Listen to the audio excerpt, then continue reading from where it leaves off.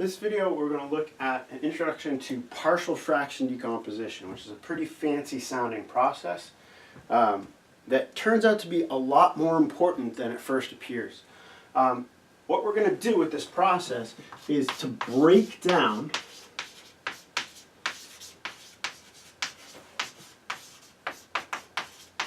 rational functions. Okay, so we start with a complicated rational function and we split it into a sum of component parts.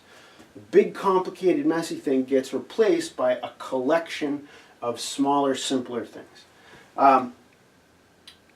This process is completely algebraic. We do it all with just steps of algebra.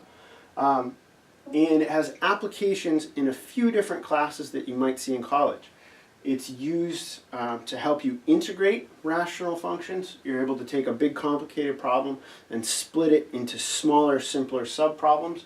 And it also appears as a way of manipulating rational expressions if you deal with something called a Laplace transform, which is kind of a complicated sounding transformation that is used in a lot of situations to help to study and analyze signals in electrical circuits as well as solutions to differential equations. So that's a lot of kind of technical gobbledygook, but the point is that this process is actually useful. You use this in a lot of situations to study applied problems that have answers or connect to systems that exist in the physical world. Okay, so the goal is going to be to break down rational functions. We start with something big and complicated, and then we break it down into smaller pieces.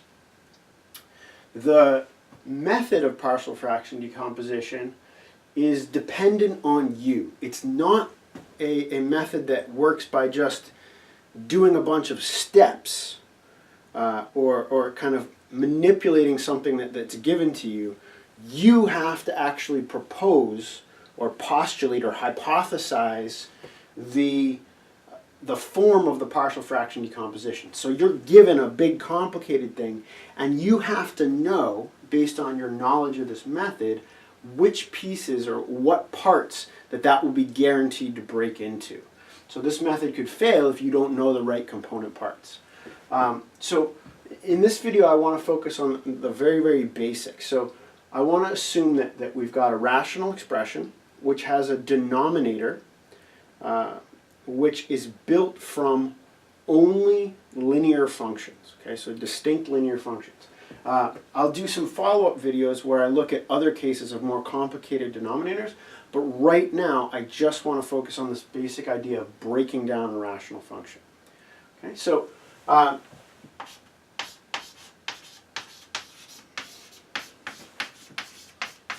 before we get started, it's important to say that we need a proper rational function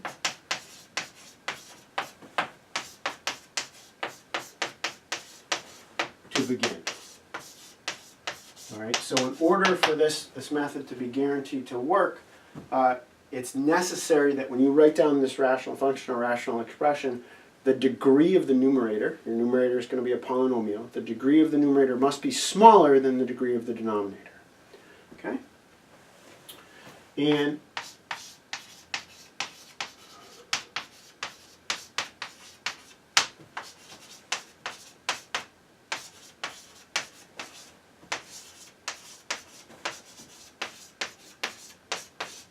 in addition, your denominator has to be complicated enough for this process to really make some progress, to help you break the thing down. So you have to have two or more parts in the denominator. These parts we might think of as being factors, all right? But it's also possible that a part could be a quadratic that doesn't have any real roots, which we don't usually think of as being factors over the real numbers. Okay, but we'll just say right now that the denominator has two or more parts, so we have things that we can split the rational expression into. So right now what I want to do is I want to show you what happens or what you do if you have a rational function whose denominator is built from parts that are linear factors. Each one individually, if you looked at it by itself, it would be graphable as a straight line, something like that. Okay, so let me just show you by example here. I don't want to try to write down all the different cases. I just want you to build an intuition based on the examples that I'm going to create. So let's start out by creating a proper rational function with a denominator that has two parts. Okay? So as a numerator, maybe we put in x, and as a denominator, I want to build two parts that by themselves would look like straight lines. So maybe x plus 1 and x plus 2. I'll do that as my first example.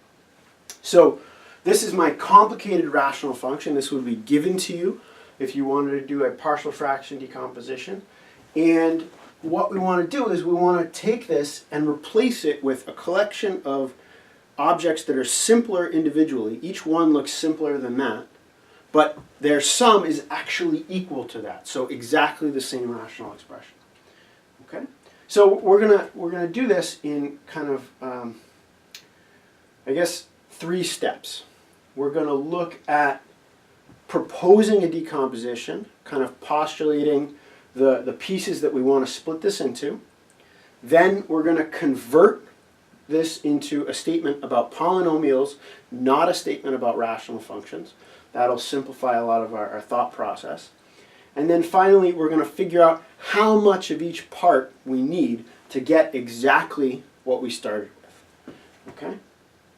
All right, so here's the idea. If your denominator is built from factors that look like that are linear factors, it could be x plus a constant, x minus a constant, or even some number multiplied by x times a constant. If these factors are all first order polynomials, or first degree polynomials, if x is only to the first power, plus or minus a constant, then the pieces that we propose look like constants, still proper rational functions, right, divided by each one of those factors. So here I've got exactly 2 parts, x plus 1 in the denominator times x plus 2 in the denominator.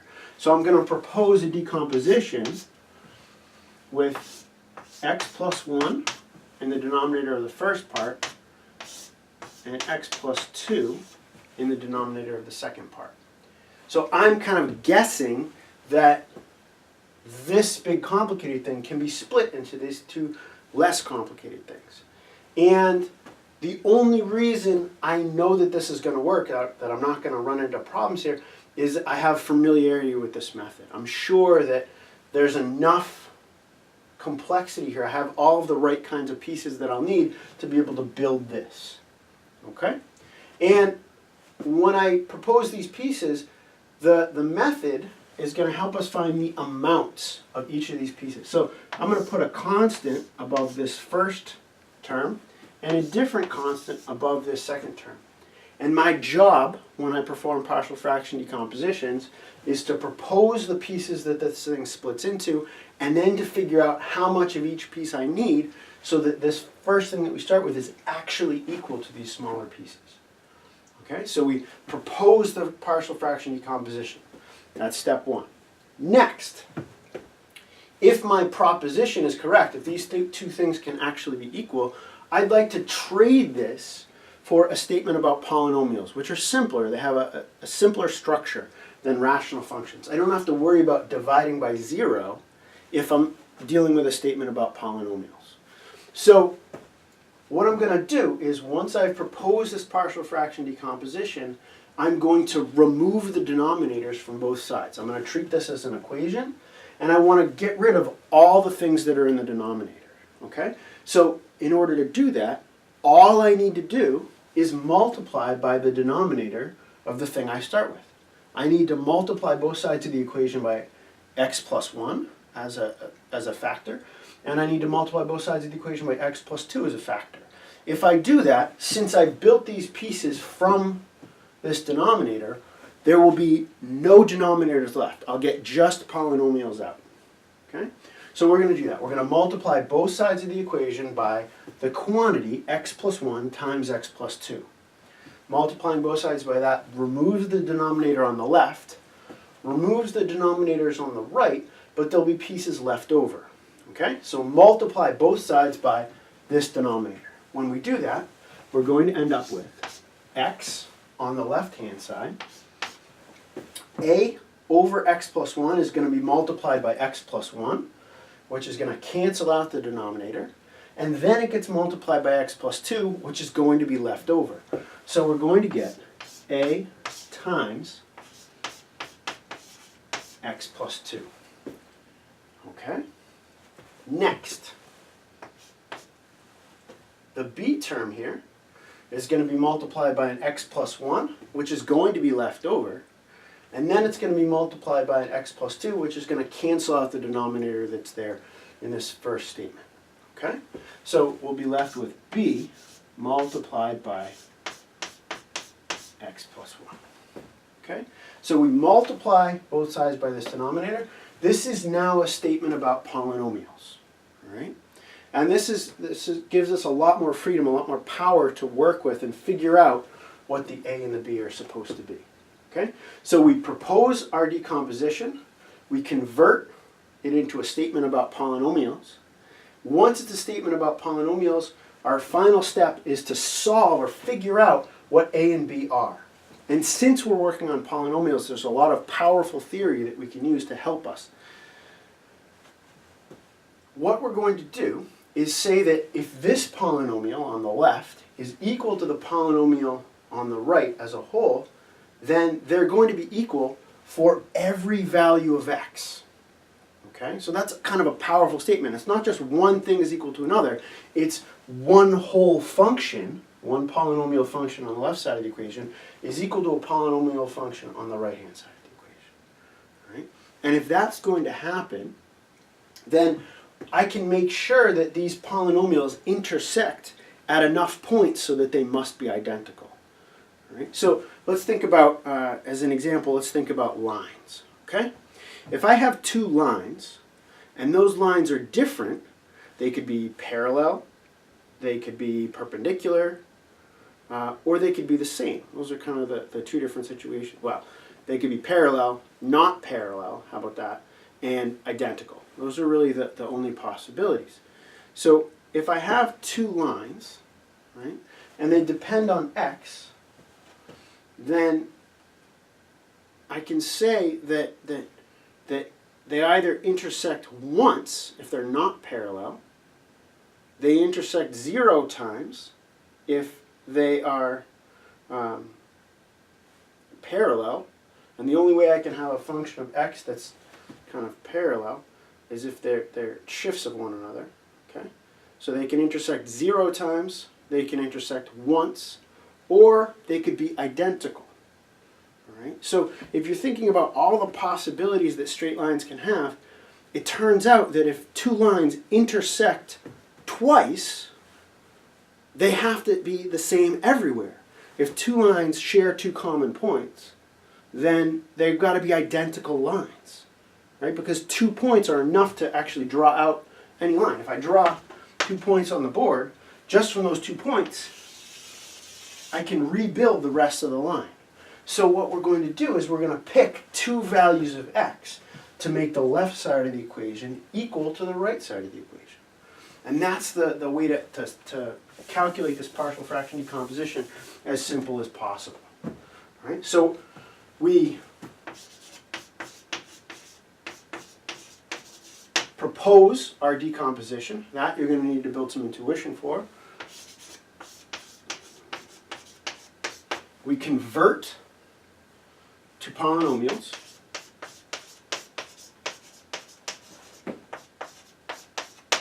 And then the next step is we're going to choose x's that force these polynomials to be the same.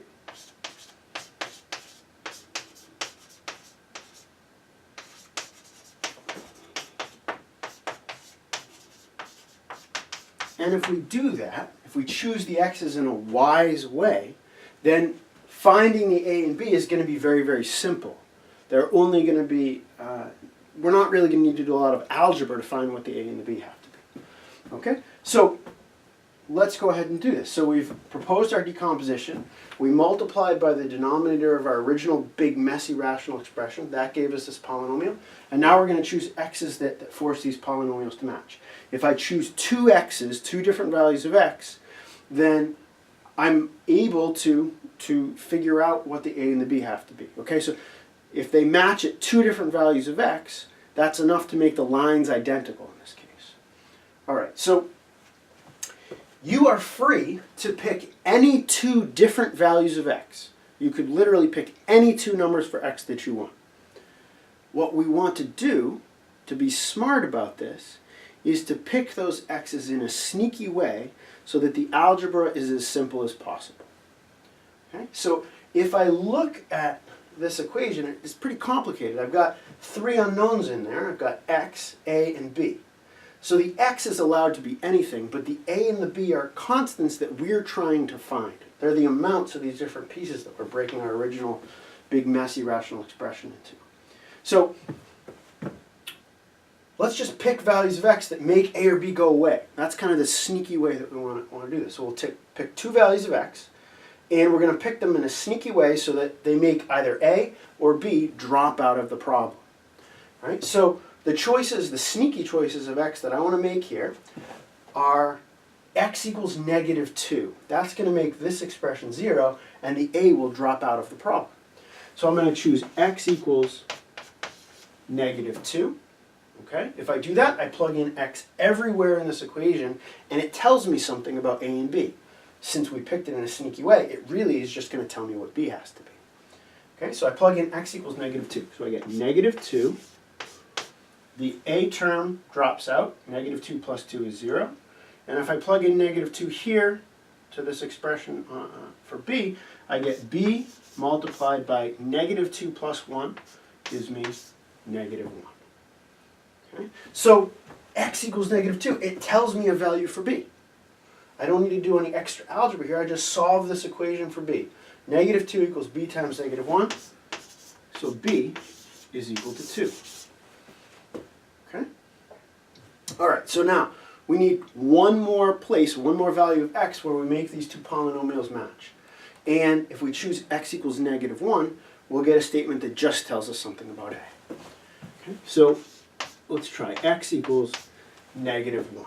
If we plug in x equals -1, we get -1 on the left-hand side. A times -1 plus 2 is going to be 1. And then b is times -1 plus 1, so b times 0, the b term drops. So plugging in x equals -1 gives us the value of a. Okay? So now we chose those x's, we chose them in a sneaky way. It took very little work to figure out the values of a and b.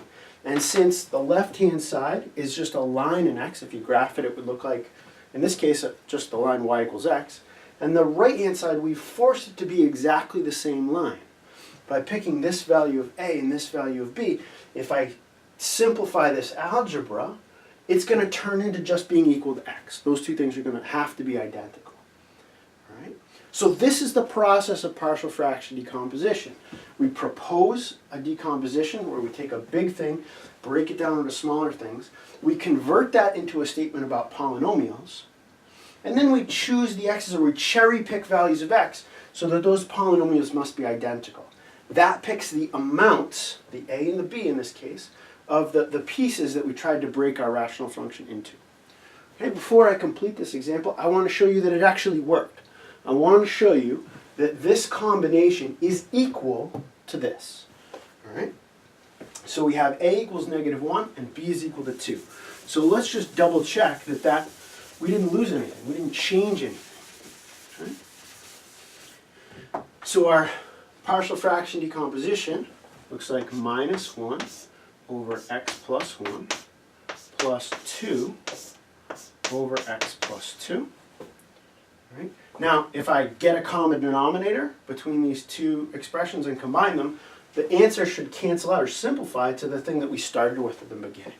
All right? So if I get a common denominator here, I've got to multiply the top and bottom of the first guy by x plus 2, multiply top and bottom of the second guy by x plus 1. I get minus x plus 2 over x plus 1, x plus 2. And the second term, we get 2 times x plus 1 over x plus 1, x x plus 2. That gets me a common denominator.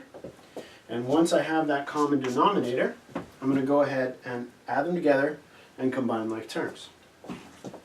So if I do that, distributing the negative 1, I get minus x minus 2. In the second term, distributing the 2, I get plus 2x plus 2. And the denominator is x plus 1, x plus 2. Okay? So now, if I combine like terms in the numerator, I have a minus 2 and a plus 2. Those cancel out perfectly. And we have a plus 2x and a minus x. So that's going to simplify to x over x plus 1, x plus 2. So we just verified that this object, this complicated rational function, can actually be broken down into minus 1 over x plus 1 and plus 2 over x plus 2. So our partial fraction decomposition actually worked. This big thing is equal to the sum of these two smaller things, less complicated things. Okay? So in this video I want to do one more example to give you the idea of what happens if maybe there's more linear factors in the denominator. Right? I'm going to do it a little bit quicker than I did the first one. We're going to follow exactly the same steps and try to find the amounts in the same kind of sneaky way. But it'll be a little bit faster than the one we just worked through. Okay?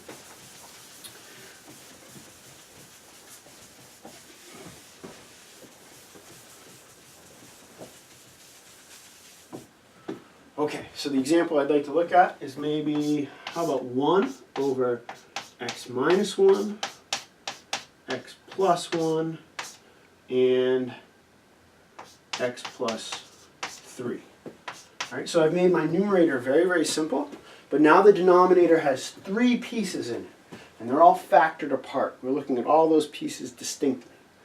All right? So if this is the rational function that I start with, if I want to propose a partial fraction decomposition for this, I use each of the factors that appears, and each of those gives me one term in the partial fraction decomposition. I propose one piece for each of the component parts of the denominator. So I want to look at this as some amount of 1 over x minus 1 plus maybe a different amount of 1 over x plus 1, and finally some amount of 1 over x plus 3. Okay, so I've proposed my partial fraction decomposition, and next I need to convert that into a statement about polynomials. And the way that I do that, same as before, I multiply by this denominator of the big complicated thing that we start with. I multiply both sides of the equation by that exactly once. Okay? So if I do that, multiply both sides by this denominator, we'll be left with just the numerator here. The a, when I multiply by this collection of things, the x minus 1 cancels out, the other terms are left over. So I get a multiplied by x plus 1, x plus 3. Same kind of thing happens to b, except the x plus 1 drops out and the other terms are left over. I get b times x minus 1, x plus 3. And then finally the c term, the x plus 3 cancels out and I'm left with the other factors. X minus 1, x plus 1. All right, so we proposed our decomposition, we converted into a statement about polynomials, and now we want these things to be equal. I want all of this stuff, I want to choose the a, b, and c, so this big mess on the right-hand side is actually equal to a constant. All right? Now here, if we were to multiply these things out, we would get a quadratic equation. We would get x squared terms, we would get x terms and constant terms. But we need all of this stuff to be just a constant term. So the way that we ensure that this happens is to make sure that this quadratic intersects with 1 or is equal to 1 at 3 different points. Quadratics, if you think about two parabolas could they could intersect once if they were far apart, right? Or they could intersect twice, maybe one opens up and one opens down, or they could be identical. If you have two parabolas and they intersect at 3 or more points, they actually have to be exactly the same parabola. So just like before, we're going to pick the values of x that simplify the calculations and give us the most information possible about a, b, and c. Okay, so I want to cherry pick my values of x so that one or more of these expressions drops out. Okay, so let's look at what's attached to a here.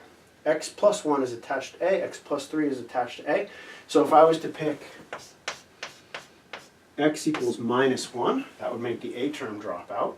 And if I was to pick x is equal to minus 3, that would also make the a term drop out. So let's try those two values and see what else happens.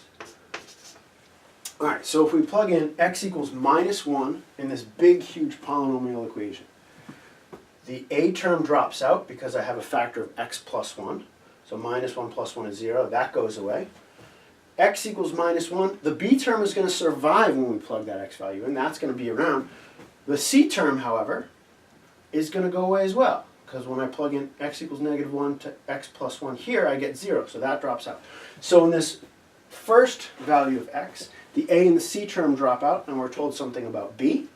When we plug in x equals minus 3, the a and the b term drop out, and we're told something about c. And then this last thing, if we plug in x equals positive 1, we'll be told something about a, its value. Okay? All right, so let's look at each of these three situations and figure out what the values of a, b, and c are, but not in that order, I guess. Okay, so x equals minus 1. We get 1, that's our left-hand side, is equal to the a term drops. We get b times minus 1, so b times minus 2. Minus 1 plus 3 is going to be 2. This is the part where you have to be the most careful. We're just doing arithmetic, but we need to make sure that we get the right information about a, b, and c. So this first equation tells us that 1 should be equal to b times negative 4. That tells me b should be negative 1/4. All right, next let's move on to the next value of x. If x is equal to negative 3, the a term drops out, the b term drops out, so we have to figure out what happens to c here. So I get 1 is equal to, remember 1 is just our left-hand side, negative 3 minus 1, we get c times minus 4, and then negative 3 plus 1 is going to be minus 2. So 1 is equal to c times minus 4 times 2. So if I solve that for c, I get c is 1/8. The two negatives are going to cancel, and I get 2 times 4, which is 8. Dividing both sides of the equation by that gives me c is equal to 1/8. Okay, finally, x equals 1. When we look at x equals 1, the b term drops, the c term drops. We're left with an a term. We need to figure out what that is. So we get 1 is equal to a times 1 plus 1 is going to be 2. And 1 plus 3 is going to be 4. Okay. So 1 is equal to a times 2 times 4. 2 times 4 is 8. Dividing both sides by that gives me a is equal to 1/8. Okay? So again, by cherry picking these values of x, we're able to quickly get information about a, b, and c. You are free to choose any values of x that you want to help you figure out what a, b, and c are. But if you don't make these clever choices, if you don't try to zero out these factors, what will happen is you'll end up with a system of equations which links the values of a, b, and c.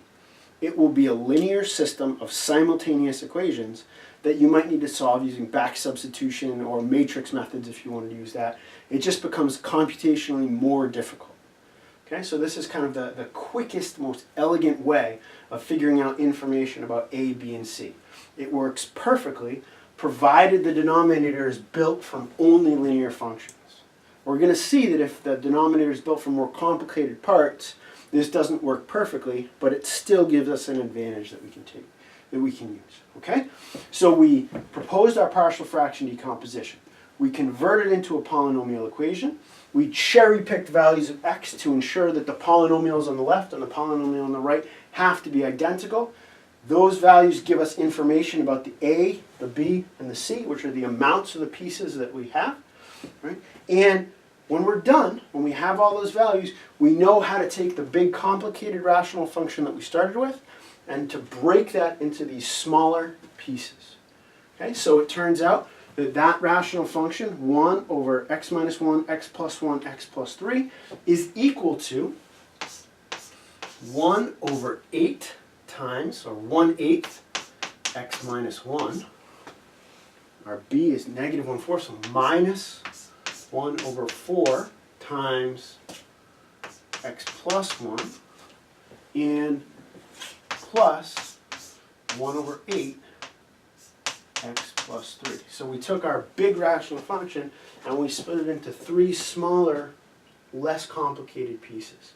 If we went ahead to get a common denominator for each of these 3 pieces and simplified the expression, we would end up with the rational function that we started with, or this rational expression that we started with. Okay? So that's the fundamentals, that's the basics of partial fraction decomposition when you have linear factors as the denominator. You propose the decomposition with one term for each of the factors that you see in the denominator. You convert into a polynomial, and then you cherry pick the values of x so that you get information about the individual values or the individual amounts that appear in the partial fraction decomposition.